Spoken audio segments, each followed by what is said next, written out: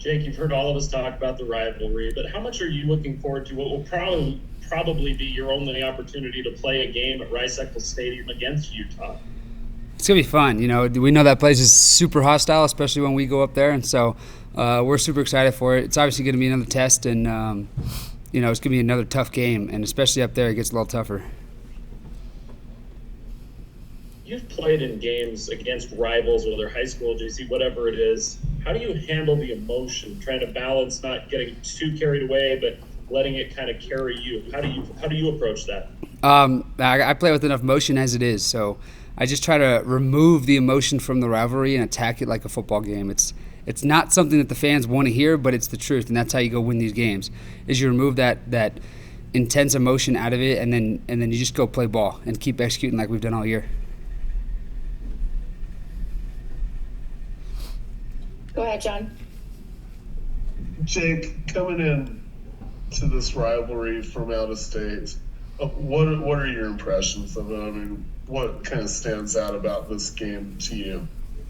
It just ever since I've been here on campus, you learn about the rivalries, and so you just get to talk to people about it. I've been fortunate to talk to guys like John Beck about his experience in the rivalry. Obviously, he's played some good games and won at least one or a couple games in this rivalry. So, we know it's important and we know it's a big game, but we still got to approach it like professionals and go out there every day and execute.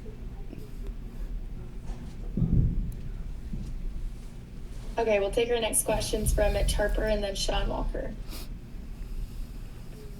Jake, how beneficial was it to have the bye week to get a head start on a rivalry matchup like this one?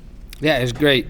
But of course, they got the same head start, so we just know that we're got to be ready for anything. When a team comes off a bye week, you never know what they're going to come out in. They can switch up a lot of things in a 2-week span, and so we got to be hitting it hard, and we have last week, and we'll hit it even harder this week, hitting the film and stuff like that. And so that's the thing about a bye, man. It's a lot more unknowns. It's not, we saw this, against Oklahoma State. Their offense came out in a totally different structure and style of play, and so we got to be ready for anything. And so it's nice to have the bye week to get the bodies feeling great again, and the mental side of it too. But it's also going to take even more mental.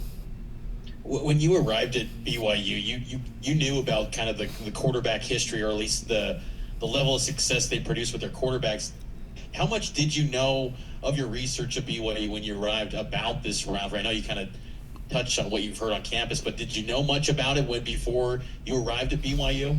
It's hard to get a good feeling about it when you're not here yet, and so I knew it was a rivalry, but you can't. It's hard to feel the intensity of it until you're starting to be around the building and talk to people about it and stuff like that. And so, we're going to be prepared come Saturday night, and we're excited for the opportunity to play in this great rivalry.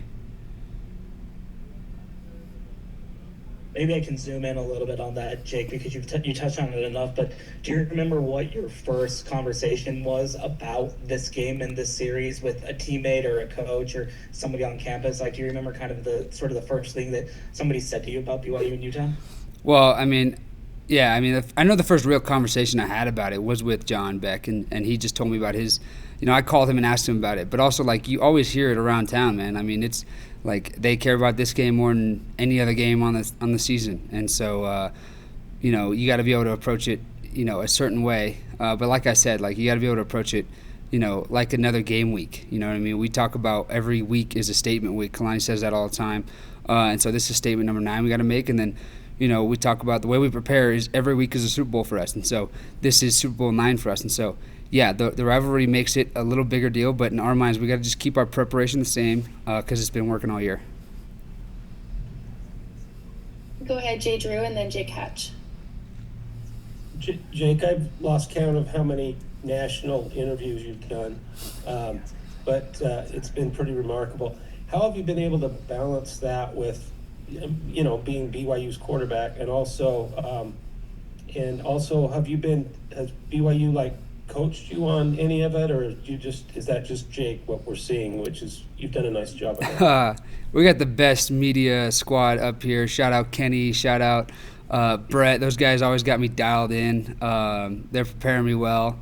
They always pick the best ones and get it set up for me. They do all the work behind the scenes for me, and so I just have to show up and and say a few words, and usually turns out okay. Those guys are awesome, and well, I have a lot of my time and availability. It's like it's all down to them. They know how to squeeze into my schedule and stuff like that, and then they're doing a great job of not overloading me, because I can't imagine the amount of requests they get based on the amount of stuff I'm doing. They must be getting a ton, and so they're doing a good job understanding my schedule and keeping me focused on the main thing. When you basically committed to BYU, in your wildest imagination, did you ever think you'd be on all these shows and doing all the media that you've done? No, man. You kind of understand that it comes with the job, but at the same time, like, I don't think I ever saw myself talking to all these guys like the Rome and Eisen show, and talking to Leinert, like we're casually talking. It's a cool deal, man.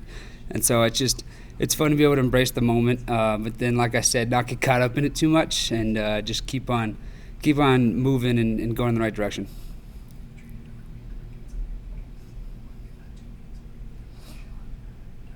Jake, I want to ask you about your play overall to this point in the season. Where would you evaluate yourself right now?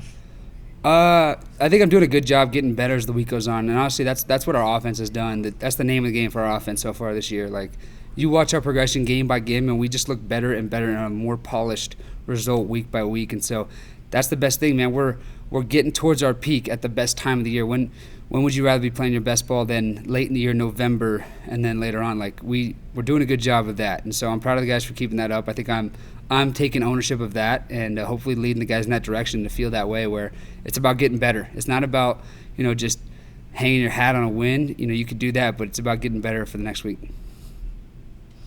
How big has the improvement in the run game been to just make the offense that much more dangerous? It's just been awesome, man. If you guys witnessed it, I think we got to be the most improved offense from year to year in college football, because those guys up front, Coach Woods dialed them up. The run game is so fun. I love being a part of the run game. LJ Martin finally passed me up for leading rush on the season, which is disappointing, but not at the same time, because he's a great runner. And the only reason it took so long is because he was out for a couple games in the year, to be honest, because that guy's a great running back. And we run behind a great O-line, so it's been super fun to utilize that part of the game and open up play action, shots downfield. Okay, we'll take our last questions from Kevin Reynolds. When you talked to John Beck earlier this year, or last year, I guess, did you talk at all about the Utah game and how it affects quarterback legacies at BYU and how quarterbacks are remembered? Yeah, like I said, he was the first serious phone call I had about the rivalry. He was the first guy that was like, okay, what does this mean? Like, what am I going to expect? What does this mean? And obviously he's had some his memorable, like, heroic moments in the rivalry. Obviously the touchdown pass to win the game is the first thing that comes to mind. And so, like, talking to him about it, he's been able to just, like, relay the message, like, yeah, this is super important. And then, like, I've talked to Arrow a little bit, like, hey, you're quarterback that wins this game, you go down in history, and you'll always be remembered fondly by the BYU fans if you go beat the Utes. And so we're excited for this game. We're excited for the next opportunity. But like I said, man, it is a work week, like, very similar to any other week. It's just not as far as travel. And last thing, growing up in California, watching a lot of college football, which rivalries did you grow up watching the most? The rivalries I remember the most of is UCLA, USC. That's, down the street from me. The fun, everybody remembers the kick six, the Alabama-Auburn game. Like, that was a fun game to watch, obviously, with two great teams. Like, when it comes to rivalries, man, it was just fun to watch them all. It was cool to watch the in-state stuff for me. Like, like I said, the Bama rivalry, the USC rivalry, like, BYU falls in that rivalry, and that in-state rivalries, the Pac-12 was obviously something I watched a lot growing up, being from the West Coast. And so, like, the Washington State, Arizona State, like, all these cool in-state rivalries makes it so fun, because they are really right up the street. And so it's important. Thanks, Jake. That's all the questions for today. Have a great week. Thanks, you too.